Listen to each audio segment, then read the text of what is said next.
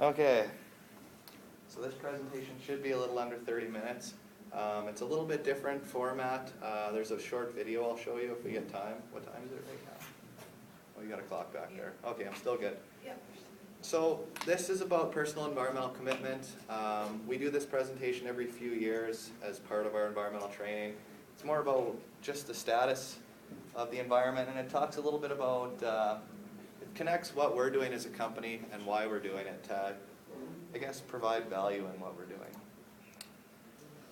So here's just an outline. I'm going to talk about what is a personal environmental commitment, why it is important, the state of the environment. So I'm going to provide some stats and some facts, international stuff, national, and talk about climate change, and then a short video about 9 minutes, and then a few ideas, if I get time, of some personal environmental commitment stuff that our staff are doing that interested them. And then that's basically it. So what is a personal environmental commitment? It's pretty simple. It's a contract between you and future generations of life. So the different components of an environmental commitment or a personal environmental commitment is it's something that you can personally do to reduce your impact on the environment. And it's usually the best way you can. For me, it was driving less. For some of you, it might be something different. It must be achievable and sustainable. Keep it realistic, sort of like a New Year's resolution. It should be dynamic. Your lifestyle is dynamic, so should your goals and outcomes. They should be also dynamic. And it's an added benefit if you can share it with other people, like your family. So, many people say a lot of ideas are, why should I care? Why should this affect my life? This is inconvenient. This costs me extra money. I don't care. That doesn't affect me. Well, it does affect you. You may say it doesn't affect you, but it does affect you. And we have a global economy. We're a highly globalized society. Our economies are globalized. Everything is globalized. So when it affects another region of the world, it affects us. So if there's issues in China, India, the US, they all affect us. We trade. These are trading partners. Human health implications. We travel a lot, those sorts of things. So just a few points on human health. Pollution directly impacts the health of as many people as HIV or malaria. So that's approximately 100 million people. So that is a significant amount. 100 million people, it's hard to envision that. Canada has about 30 million. 5,000 people die every day because of polluted drinking water. So every single day, 5,000 people die because they don't have clean water.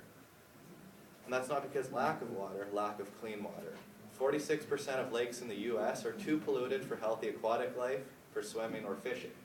So half of the lakes in the US, according to the Environmental Protection Agency, that's the US government, you can't swim in or you shouldn't swim because of health effects. That goes for fishing as well. There's many rivers and many lakes in Canada, especially in Ontario and Quebec, that you're not supposed to eat the fish out of, you're not supposed to swim in. There's some in Saskatchewan, some in Alberta, not to this extent. Life expectancy in some heavily polluted regions is 45 years. Parts of China, India, Northern Africa, those are some of the regions where that's the case. According to the World Health Organization, 25 to 40% of deaths in developing nations, so third world countries, is related directly to environmental degradation. So that could be crop failures because of drought, that could be toxic air pollution, that could be polluted drinking water, even types of cancers that are caused by environmental degradation.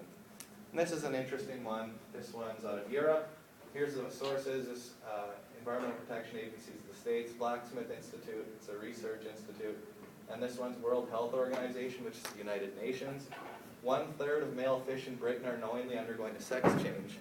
So that's kind of weird, isn't it? That's because of hormones in the waterways in Britain.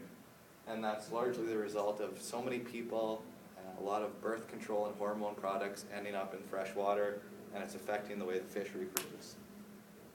Top picture on the right is oil sands, Fort McMurray. Bottom right is downtown Toronto in summer. So Canadians and the environment. Canadians will throw away about 600 times their own body weight in their lifetime. Canadian taxpayers spend approximately $1.5 billion annually on garbage disposal. That stat might be a little bit older. 70% of the waste you produce could have easily been recycled in Canada. So that's huge, that $1.5 billion annually. 70% of that could have been recycled. 75% of Canadians, this is Government of Canada statistics, believe that air quality is directly affecting their health. 75% of Canadians. Probably more so in Eastern Canada, not so much in Saskatchewan. But a lot of kids nowadays have asthma at a very young age, which is abnormal and definitely correlated to air pollution. An example in Saskatchewan, in the Oxbow area, they're doing a study there. Really, really high instances of respiratory illness, children with asthma and lung cancers, and they're thinking it's tied to the H2S from the gas fields out there. 16,000 Canadians die annually because of pollution-related impacts. This includes cancers, respiratory ailments. A lot of cancers are caused by environmental issues, lots of thyroid cancers, types of brain tumors, and even breast cancer in many cases is related to environmental issues, environmental pollution. A healthy environment will benefit all Canadians socially, economically, and ecologically. So this is a slide I throw in. It's just kind of food for thought before I go on to the next slide.